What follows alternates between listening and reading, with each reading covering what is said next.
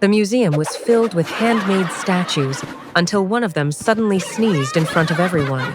Morning light warms the little cottage as Chubby Max and Timmy Tinker prepare an unusual exhibition for the local museum.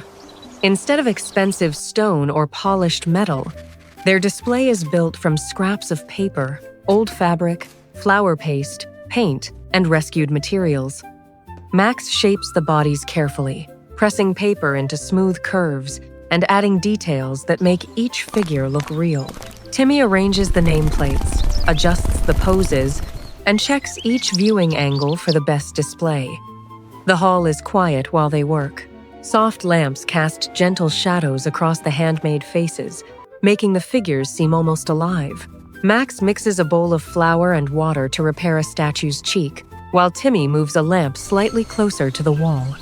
Together, they sweep away the scraps, polish the display bases, and admire the finished room.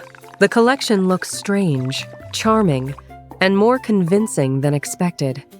By early afternoon, Timmy pushes open the wooden doors and welcomes the first visitors inside.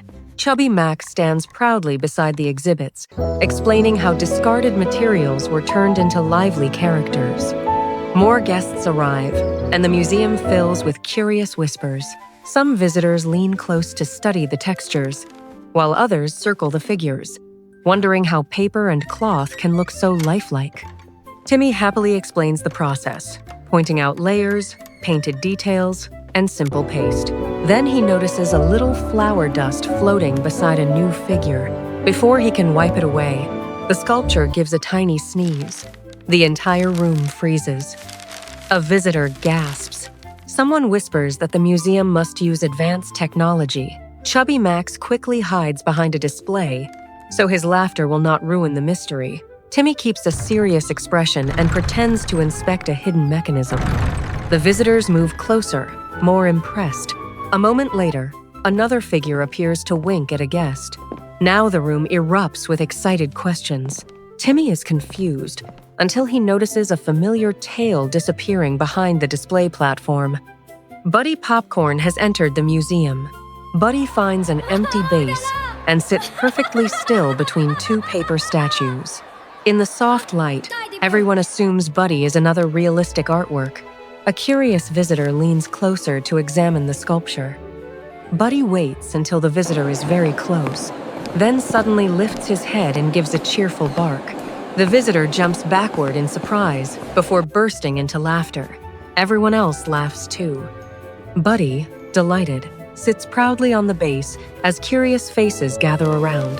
What began as a planned paper exhibition has suddenly become the funniest attraction in the museum. Max steps out from behind the display and admits Buddy was never part of the plan. Instead of being disappointed, the visitors love the surprise. Children begin comparing Buddy with the handmade figures, guessing what makes something look alive. Timmy realizes the accident has created a new way to explain the art. He shows how posture, shadows, texture, and tiny expressions can make a still sculpture seem alive. The crowd grows more interested in the process. By late afternoon, the small museum is busier than expected. Max adjusts the paper statues between groups. Timmy keeps the hall clean, and Buddy enjoys his unexpected fame. Eventually, however, Buddy becomes too excited to remain still. He wiggles, changes positions, and nearly follows a visitor carrying pastries.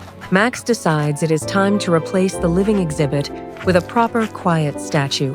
Buddy happily accepts the decision and trots toward the nearby bakery instead.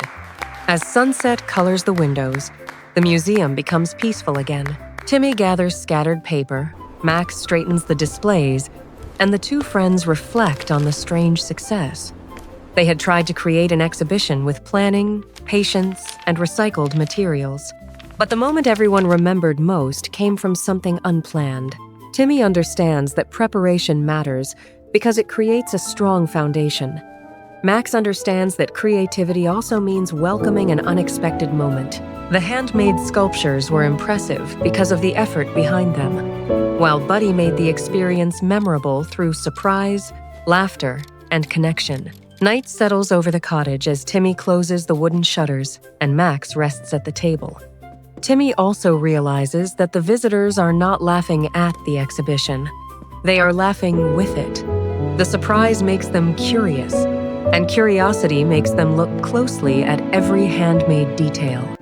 What seemed like a mistake becomes a bridge between the art and the audience, giving the small museum a warmth that careful planning alone could never create in a truly memorable way.